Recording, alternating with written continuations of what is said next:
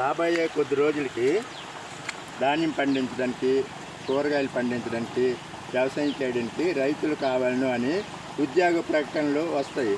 ఎందుకంటే ఏ రైతు కూడా ఇప్పుడు వ్యవసాయం చేయాలంటే ఇంట్రెస్ట్ లేదు.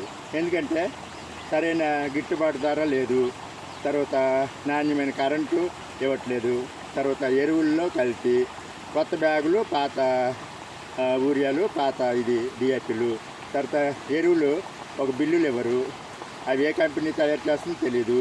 ఇవన్నీ ప్రాబ్లమ్స్ కూడా ఇలాగ ఉన్నాయి. కాబట్టి ఏ రైతు కూడా వ్యవసాయం చేయడానికి ముందు రావట్లేదు.